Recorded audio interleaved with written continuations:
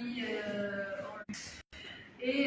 Donc il vient cette fois-ci pour une carte blanche, c'est-à-dire qu'il sera là pour 3 événements différents. Donc il y aura demain d'abord un concert pour les enfants qui s'appelle Mtou, fait sur sa carte musicale. Voilà, c'est entrée gratuite, toutes les écoles ont été invitées.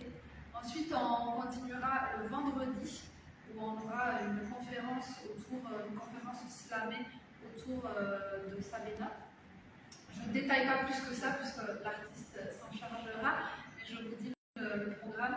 Et ensuite, donc, le clou du spectacle, ce sera samedi soir à 20h, on aura le spectacle d'Amada en solo.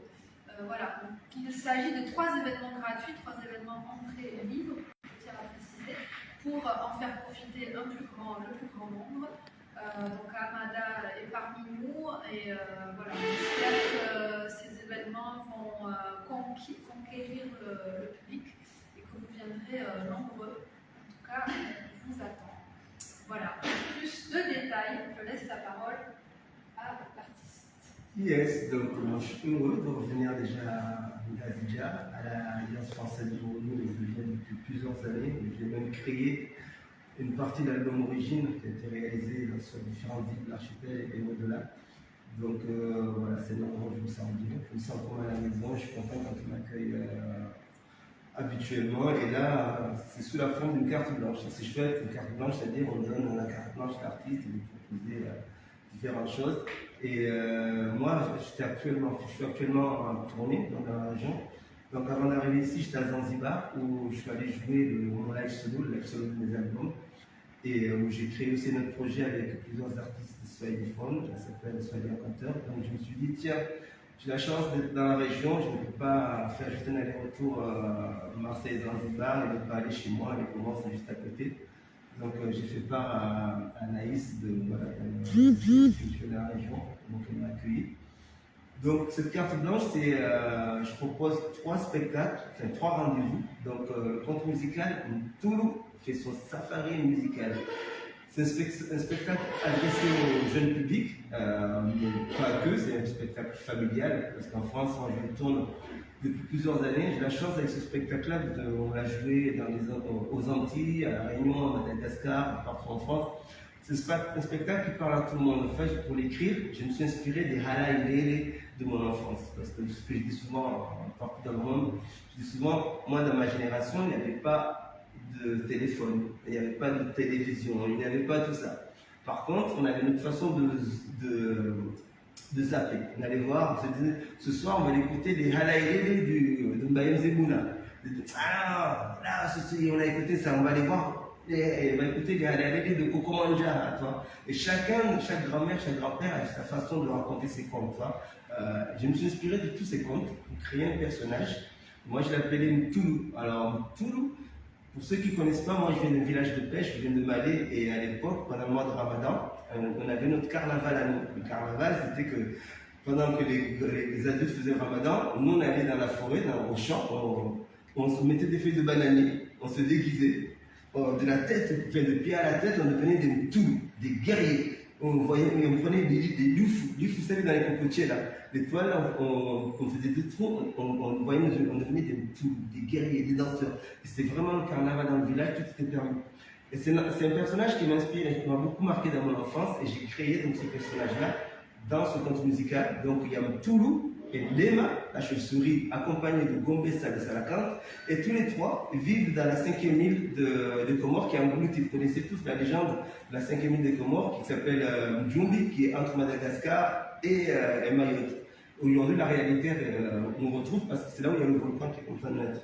Donc il y a ces 3 personnages qui partent, qui font le tour du monde à la recherche d'un trésor qui ramènera l'île à la surface et ramènera peut-être la paix et l'harmonie dans nos îles. Voilà.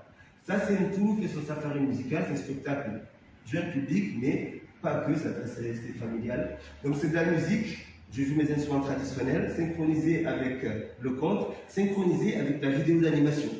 Donc tout est synchronisé, c'est captivant, il y a de l'image, du cinéma, il y a du conte, des histoires, et toutes les musiques sont jouées en direct. Donc ça, c'est demain, c'est gratuit, comme disait Anaïs.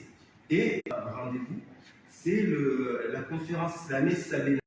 Donc pour ceux qui suivent un peu mon travail, je suis venu ici en 2023 lors d'une tournée de Sabena dans la région. On a joué à Mayotte, on est venu ici pour jouer Sabena, qui est une création consacrée, c'est une devoir de mémoire, consacrée à la catastrophe, à la tragédie des Comoriens de Majunga qui est arrivée en 1976.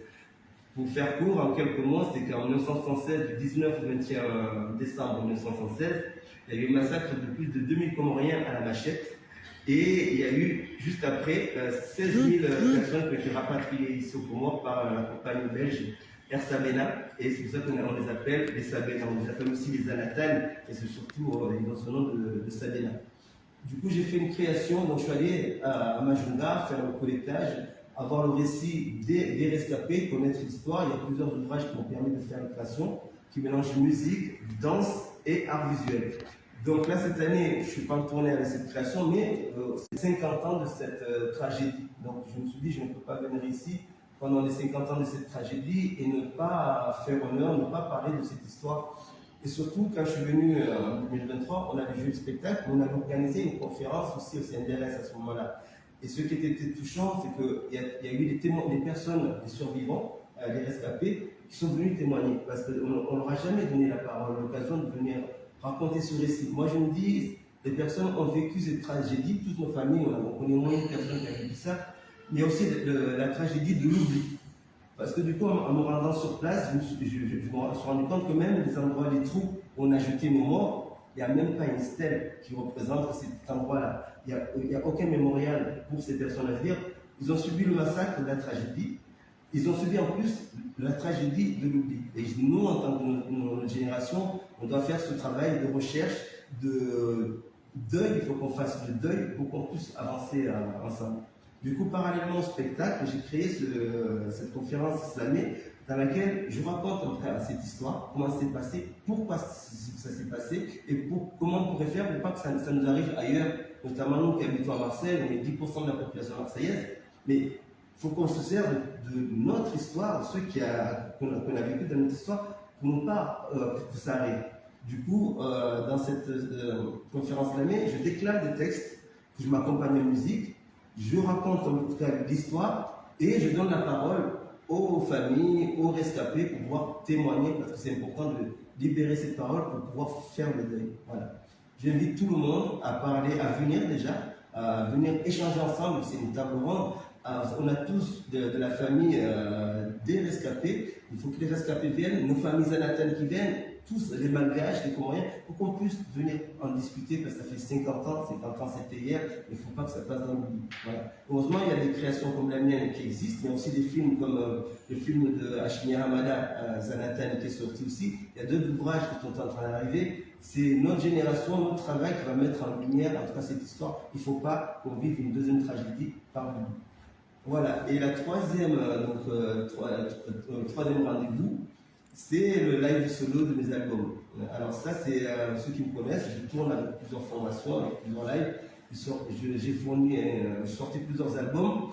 Et là, c'est assez magique, c'est que je suis tout seul avec mes instruments traditionnels. Je joue pas de la guitare, je joue du gabous, je joue du djembé parce que l'idée c'est de valoriser les musiques et instruments traditionnels des Comores. Donc sur ce live solo, je suis accompagné de mes instruments traditionnels avec une pédale de centre et à la rythmique que l'on voit. Et je m'auto-sample, je fais des arrangements. C'est une création que j'ai montée. Je suis parti d'abord jouer au Brésil, lors d'une tournée dans plusieurs villes au Brésil, et j'ai vu que ça marchait super bien.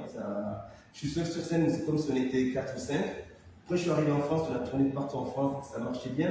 Du coup, avant d'arriver ici, j'ai tourné à Zanzibar, et je me suis dit, il faut que j'aille présenter ça. Il y a des morceaux comme, ici en fait, quand je marche dans la rue, les gens qui connaissent mon travail, il y a des morceaux qui tournent dans la tête de tous les Comoriens. Souvent, quand un qui me voit, ne m'appelle pas madame, ils me disent ah, c'est Nga Sivan.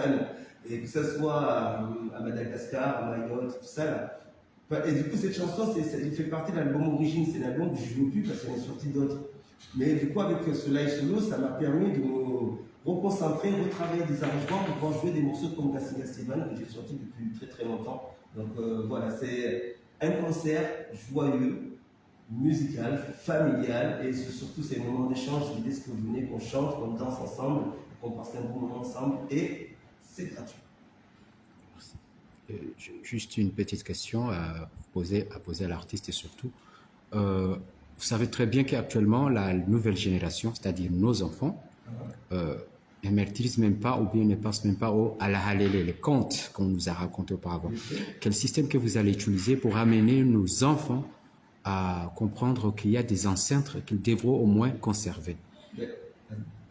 La deuxième question, des albums, vous avez sorti combien d'albums? Est-ce que durant tout ce temps, vous avez constaté que les Comoriens de l'Hexagone arrivent à comprendre ton travail?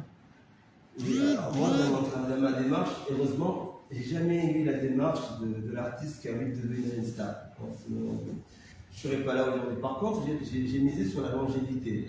Quand je fais une création, par exemple, Sabina ou autre, ou Origine, c'est des créations qui me prennent 3 ans pour concevoir la création.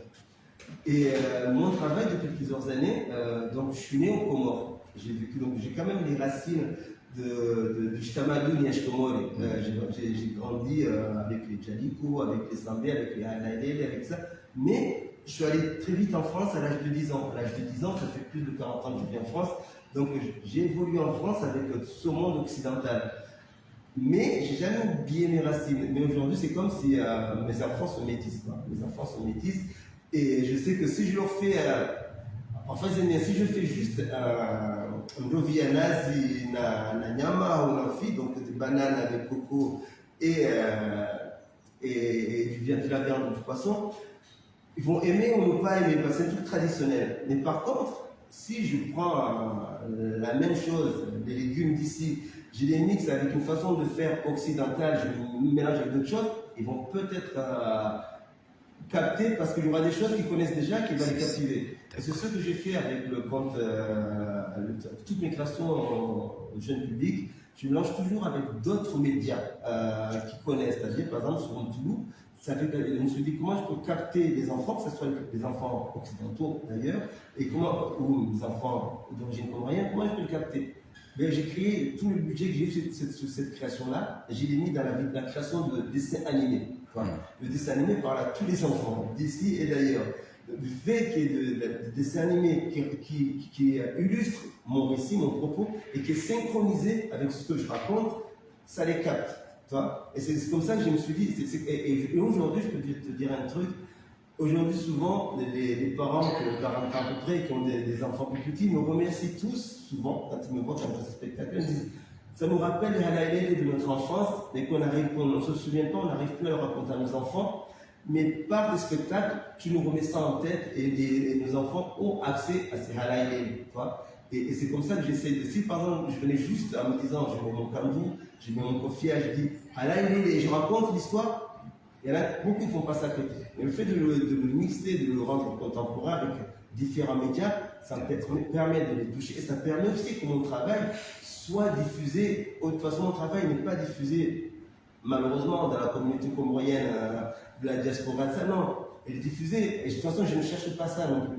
Elle est diffusée dans le monde du spectacle, dans le monde culturel. Maintenant, après, libre aux Comoriens ou aux non-Comoriens de venir. Mais ce que je dis souvent au lieu de spectacle, ne visez pas la communauté comorienne. Parce que la communauté comorienne ne se déplace pas souvent pour voir des choses, malheureusement. On aimerait qu'ils viennent nous soutenir. Mais je dis, ne les visez pas absolument, parce que ce n'est pas facile de les faire bouger. Par contre, c'est libre pour qu'ils puissent venir. Et c'est comme ça que j'arrive en tout cas à toucher une nouvelle génération ouverte au monde extérieur et que quand ils viennent, ils sont hyper contents de voir, il y a un Comorien qui s'inspire des contes comoriens, qui mélange ça avec des expressions artistiques modernes et qui valorise. En tout cas, moi, ce que je fais, c'est de faire et musical. Merci. Et la deuxième question, c'était sur... Est-ce qu'au moins les Comoriens qui vivent en France ailleurs arrivent à te soutenir, à te comprendre Doucement, doucement, il y en a qui commencent à venir. Par contre, ce que j'ai dit, moi, quand je fais mon travail, je ne vise pas la communauté comorienne. Sinon, je mourrais de faim. Ça, je dis franchement. Par contre, mon travail vise à valoriser les cultures, les richesses culturelles et musicales comoriennes. Au fur et à mesure, les gens comprennent. Il y en a qui se rendent compte, viennent. Il y a de plus en plus de nouvelles générations comoriennes qui sont fiers de ce que je représente et qui viennent. Mais par exemple, je suis venu dans toutes les îles créer ça. c'est pas des choses éphémères pour moi, c'est des choses qu'on a dans le temps. Moi, je partirai un moment, je serai plus de ce monde, mais ces œuvres resteront là. Les nouvelles générations qui viendront trouveront ces œuvres comme référence. Ah, il y a ce travail qui a été fait là sur notre culture, sur notre histoire, sur la musique, et peut-être que plus tard, ils auront leur grand succès. Je ne vais pas dire qu'ils n'ont pas leur succès. Origine, il a quand même eu le prix, le coup de cœur de l'Académie Charles Cros. Je vis ma vie, je tourne, je suis une compagnie qui me permet de vivre de mon art. C'est une chance, je ne peux pas demander plus dans le monde. Et comme je dis, je n'ai jamais cherché à devenir une star. Mais par contre, j'ai tout fait pour vivre de mon travail. Après le succès des Comoriens, les Comoriens viendront doucement, doucement. En tout cas, certains qui sont ouverts au monde et reconnaissent ce travail. Merci. On vous attend dès demain et vendredi et samedi aux événements. Et c'est beau, Joe. Vous comprenez, c'est pas beau. Merci. Merci.